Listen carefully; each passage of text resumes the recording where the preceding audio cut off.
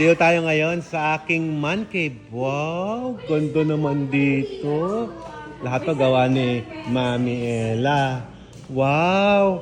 Tapos dumating na rin yung in-order kong pang change oil.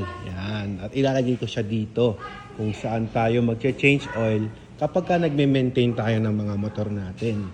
Siyempre, dito yan sa Platinum Lubricants na stocks natin. Yan, ang daming langis niyan, guys. Ito yung ginagamit ko pang maintain sa aking mga motorsiklo. Kaya naman lahat sila ay well-conditioned kahit naka-stock silang ganyan. Hindi sila basta-basta nasisira at maganda ang performance. Yan. Maraming salamat sa good product ng Platinum Lubricants. Ito yung mga best pa natin yan. Dami, sarap sa mata, oh. Wow! Grabe naman yan, mga boss. Sarap. Yan, oh. At nag-iisang King of Underbone.